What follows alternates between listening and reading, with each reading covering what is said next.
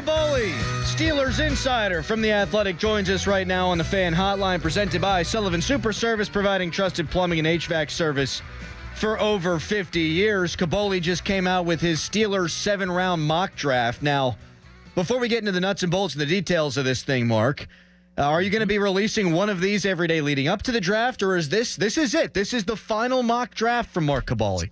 This is it. This is it. Final. And thank God that mock season's over, because it is what it is, fellas. It's laborious. We've been going through it ourselves. I've watched a lot of YouTube highlights, the scout that I am. All right, let's get on to your mock draft now, Mark. You've got, in round 1, 17th overall, you have the Steelers taking J.C. Latham, the offensive tackle out of Alabama, because you've got the Steelers trading pick number 20 and pick number 98 to the Jags for number 17 and 212. Explain. Well, I think there's a couple guys in that first round that they would be more than willing to move up to get. And I think Latham fits in that spot. He's a plug-and-play tackle, right tackle, big school, very, very good at Alabama, and it wouldn't cost that much. You'd have to probably get ahead of Cincinnati at 18. I know Jacksonville at 17, where I have them moving needs an offensive line, but there's other needs there as well. So I think you can probably say there's about 2 or 3 guys they would be willing to move up on, that they really have high hopes that they can come in, and I think Latham would be the one, that guy. Now, he has to get by. I mean, this might be a shot in the dark, because he might go 10, 11, or 12. But if he gets to that range, then I think everything's in play. Okay, you said that there were other guys you'd think that they'd be willing to trade up for. Who are some of those guys?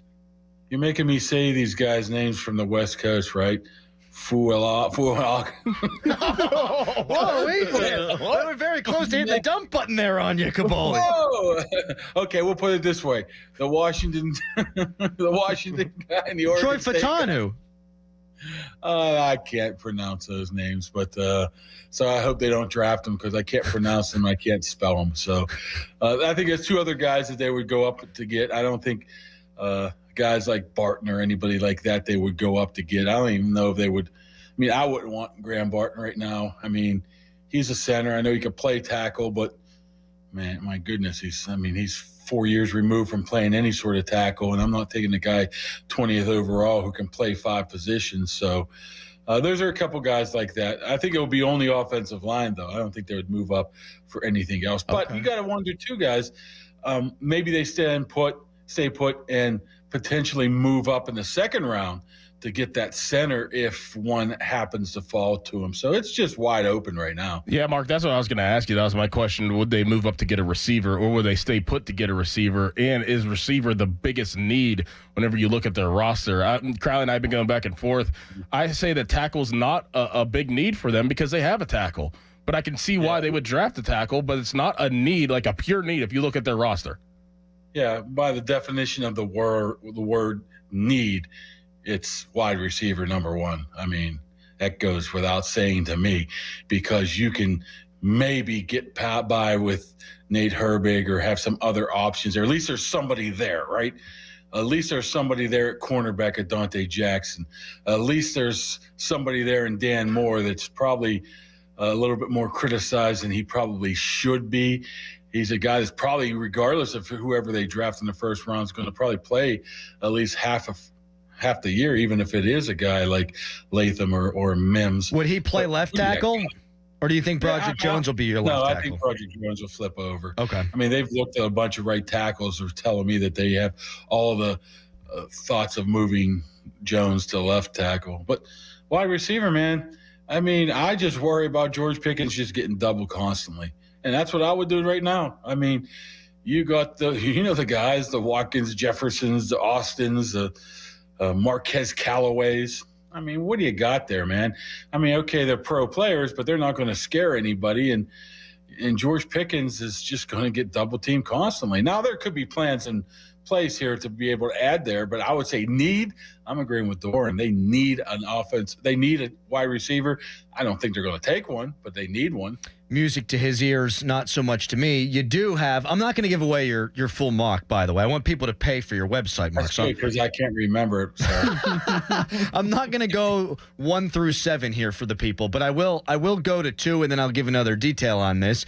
You've got them taking Malachi Corley, the wide receiver out of Western Kentucky, with the 51st overall pick. I happen to really like that player. That's a guy, you go back a couple of months, that I said if he's a Pittsburgh Steeler, I'm over the moon about, but I look at that pick, I comb over the rest of your mock. You don't have the Steelers taking a center at all here, Mark. And if that's the case, what are they going to do?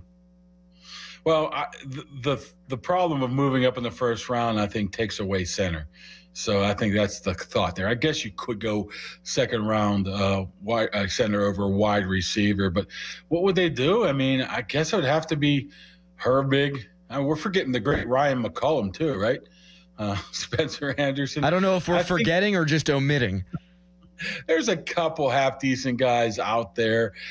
I don't know the Connor Williams thing. I guess if everything falls flat on its face and you're coming in August and you need to bring him in and have him ready for week 3, 4, that's a possibility. But, yeah, I don't know, man. It's I don't know. I'm confused. Great. Steelers insider Mark Kaboly is confused 4 days before the NFL draft. All right, Mark, if the Steelers don't get a corner in this draft, would they bring back Patrick Peterson? Might they bring back Cam Sutton? Oh, I don't think they'd bring back Cam Sutton. No. Patrick Peterson, I said, yeah, I think that's a very good possibility depending on what happens in the draft.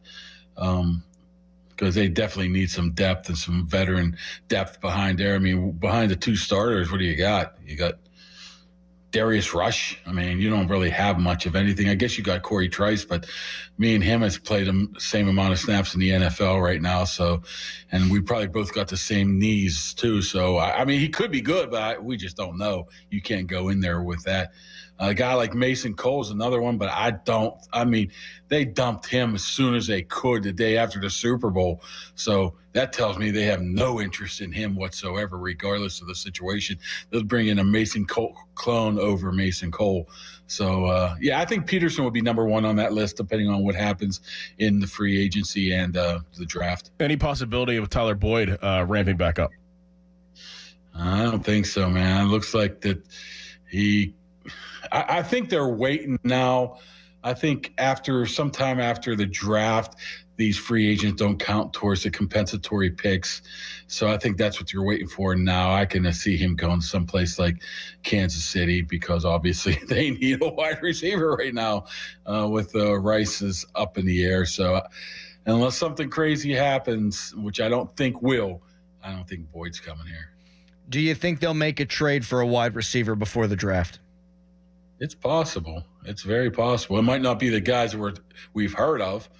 I mean, Denver doesn't want to get rid of Cortland Sutton, right? T. Higgins, just crazy amount of money, so I'm not even looking there. Ayuk, another one, crazy money on the backside of actually you have to give up a draft pick. But I'm sure there's a couple other guys out there. I mean, I look at a guy like, I don't even know if he's on the blocks, but a guy like Brandon Cook would fit in here nice. He's in the final year of his contract in Dallas trying to dump everybody for money. I mean, if you can somehow make a move, I would do that. But I would imagine that there's a plan in place here to add a receiver because, I mean, these are smart guys, right? They know they can't go with Van Jefferson and Quez Watkins. They know it. They can't rely on the draft right now. I mean, okay, if – we want Malachi Corley, right? How about if he's gone? How about if he's, takes time to develop? Well, okay, so the last thing here for you then, Mark, in that vein, you've been saying tackle. A lot of people we trust really think it's going to be an offensive lineman in round 1. Would you be surprised if they took a receiver 20th? Yeah. I couldn't even tell you. When was the last time they took a receiver in the first round? I know things have changed. Antonio. So they had to move. They moved back to get him, right? I believe they moved back to get him. So I would be kind of surprised knowing that just the sheer number of receivers out there, unless one of those studs fall somehow, right? I mean, crazier things have happened. Those top 3 or 4 guys somehow fall. Maybe you go that route, but I think they got other plans. I mean, they think George Pickens is the star. I mean, they have to pay him next year, right? So they have to pay a quarterback next year too. So, I mean, they can make these things happen. They got enough money. It's just a matter if they want to or not. Mark, excuse me, I'm getting emotional here. I got to say goodbye to you. Mark, thank you for the time, buddy. We'll try to pick your brain a little bit later on in the week. I'll text you. Yeah, and do not show up to Bell Vernon anymore, please. Yeah, I was peeing all over that ball field, man, just claiming my territory. It's Washington Township, so we don't care. Yeah, nobody even blinked. Nope. Thanks, buddy. All right.